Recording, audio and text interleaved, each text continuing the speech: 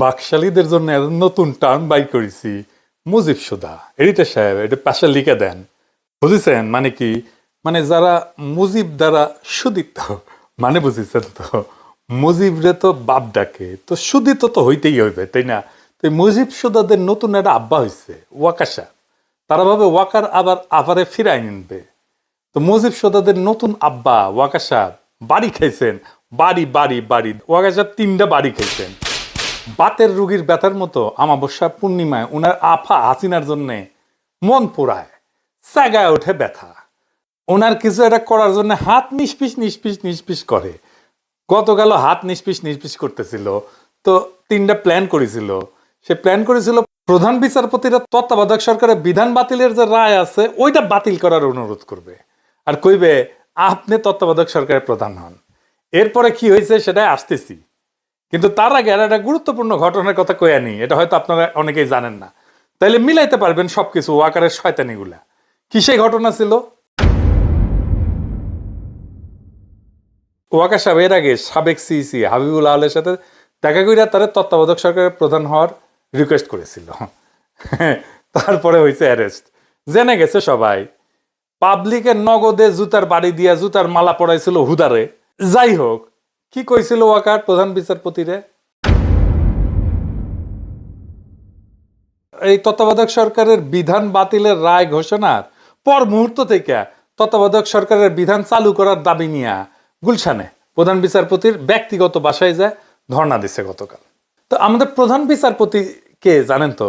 আমার মনে হয় আজকের তরুণরা জানেন না ওনার পারিবারিক পরিচয়। ওনার বাবা ছিলেন অত্যন্ত সম্মানিত একজন আইনজীবী। একসময় তিনি অ্যাটর্নি জেনারেল ছিলেন, 2টা তত্ত্বাবধায়ক সরকারের উপদেষ্টা ছিলেন। এরশাদের বিরুদ্ধে গণতন্ত্রের লড়াইয়ে ওনার আব্বা ছিলেন আমাদের অন্যতম প্রধান মাথার উপরে ছাতা।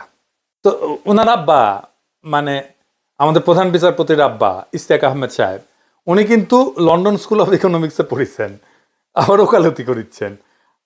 আবার প্রধান বিচারপতির মা একজন জাদরেল অধ্যাপক ছিলেন ইসলামের ইতিহাসে ঢাকা বিশ্ববিদ্যালয়ের, প্রফেসর সুফিয়া আহমেদ। উনি বাংলাদেশের প্রথম মহিলা জাতীয় অধ্যাপক। আর ইনি মানে আমাদের প্রধান বিচারপতি, উনি আইনশাস্ত্রে অক্সফোর্ড ইউনিভার্সিটি থেকে BA MA করছেন এবং যুক্তরাষ্ট্রের টাফটস ইউনিভার্সিটির Fletcher School of Law and Diplomacy থেকে 2nd পোস্ট গ্রাজুয়েশন এবং PhD ডিগ্রি করছেন। তো এইরকম একটা পাবলিকের কাছে ওয়াকার গেছে এই প্রস্তাব নিয়ে, ব্যাককল তো গাছে ধরে। তো প্রধান বিচারপতি পত্র পাঠে তারা বিদায় করে দিছে খুনি হাসিনার আশীর্বাদ পুষ্ট তার পরিবারের সদস্য, তার বোনের জামাই এই জেনারেলকে। আওয়ামী লীগ তত্ত্বাবধায়ক সরকার ব্যবস্থা পুরোপুরি ধ্বংস করে বাতিল করে দিছিল। বিএনপি ক্ষমতাসীন থাকাকালে একই ছলচাতুরি কইরা নিজেদের স্বার্থে এই তত্ত্বাবধায়ক সরকারের আইন ব্যবহার করতে চাইছে। 111 তো এমনি এমনি হয় নাই। বিএনপি নিজেদের পছন্দ মতো তত্ত্বাবধায়ক সরকারের প্রধান বানাইতে গেছিল, এটা আওয়ামী লীগ মানে নাই, মানার কথাও না। এই জন্য কিন্তু 111 ঘটতে পারছিল, এটা কিন্তু বিএনপির দোষ আছে। তো যাই হোক, এই ব্যবস্থা বাতিল করার মধ্যে দিয়া দেশে ফ্যাসিজম কায়েম হয়েছিল, যা উৎখাত করতে 15 বছরেরও বেশি সময় লাগছে এবং কয়েক হাজার মানুষকে প্রাণ দিতে হয়েছে, গুম হইতে হয়েছে, আহত হয়েছেন অগণিত। পুরা জাতিকে বিশাল মূল্য পরিশোধ করিয়া ভয়ঙ্কর রক্তক্ষয়ী গণ অভ্যুত্থানে বিজয়ী হইয়া এই অন্তর্বর্তীকালীন সরকার প্রতিষ্ঠিত করতে হয়েছে, যার বৈধতা বাংলাদেশের সকল প্রতিষ্ঠানের ঊর্ধ্বে। কারণ গণ অভ্যুত্থানের মধ্যে দিয়া, বিপ্লবের মধ্যে দিয়া এই সরকার গঠিত হয়েছে। কোনো প্রয়োজনই ছিল না গণধিকৃত পচা গলা সুপ্রিম কোর্টের কাছে গিয়া বৈধতার একটা সনদ নেওয়ার। এই বুদ্ধি যে কে দিছে কে জানে। যাই হোক, তত্ত্বাবধায়ক সরকার নিয়ে দেশবাসীর অভিজ্ঞতা থেকে এটা বলা যায়, এই বিষয়টা শুধু সংবিধান, আইন, আদালত বা দালিলিক বিষয় না, এটা প্রতিদ্বন্দ্বী রাজনৈতিক দলগুলোর বোঝাপড়ার বিষয়, নাগরিকদের হৃদয়ঙ্গম করার এবং রাজনৈতিক সংস্কৃতির বিষয়।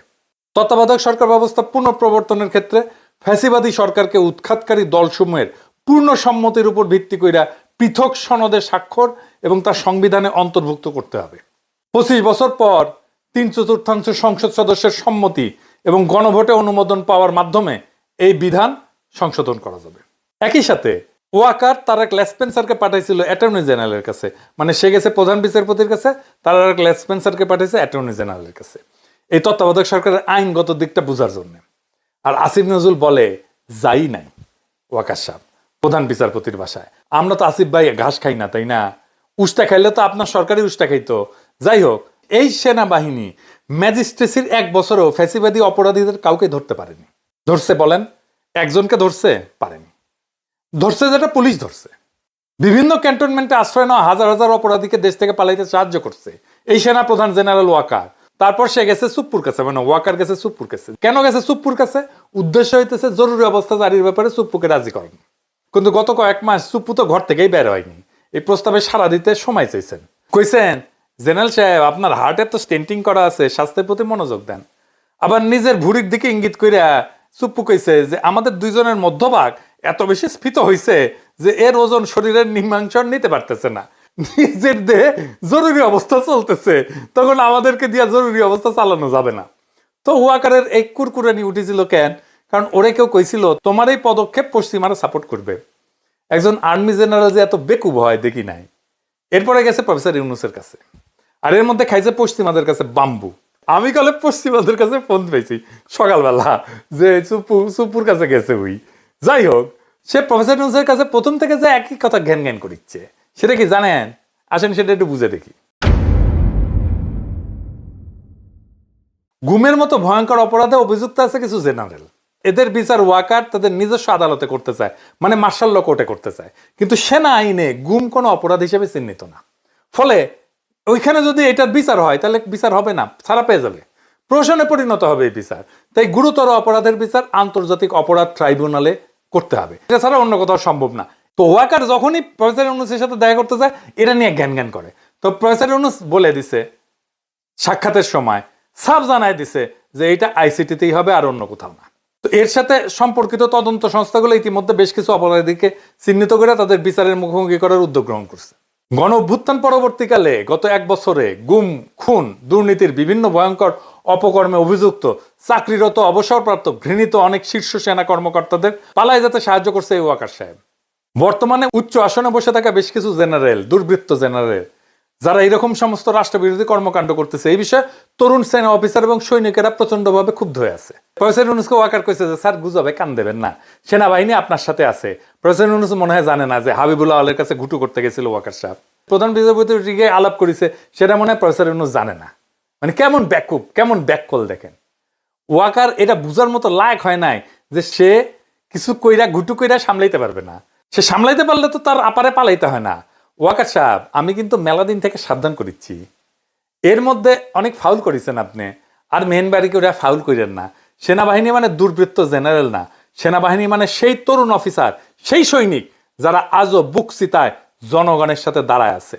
এদের বিরুদ্ধে দাঁড়ায় আপনার আপারে ফিরে আনা বা গুম খুনে জড়িত জেনারেলদের বাঁচানো বা বাংলাদেশে ইন্ডিয়ার স্বার্থ রক্ষা করার চেষ্টা থেকে ঘুটু করার খায়েশ কিন্তু জয় বাংলা করে দেওয়া হবে। খুব খেয়াল, যারা ষড়যন্ত্র করবে, যাদের হাত হাসিনার জন্য নিষ্পিস করবে, যারা ইন্ডিয়ার ইশারায় দেশ বিক্রি করতে চাইবে, তাদের শেষ হবে একটা জায়গায়, ইতিহাসের আস্তাকুড়ে। আগামীর বাংলাদেশের ভাগ্য নাগরিকদের হাতে, তরুণদের হাতে, স্বাধীন মানুষদের হাতে। তাই ওয়াকার সাহেব, আপনার নিষ্পিসানি থামান।